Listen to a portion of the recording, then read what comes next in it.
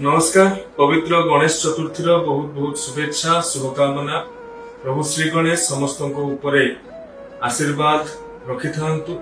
प्रभुंकर कृपा प्रभुंकर आशीर्वाद समस्त जीवन रे सुख समृद्धि भरी जाऊ।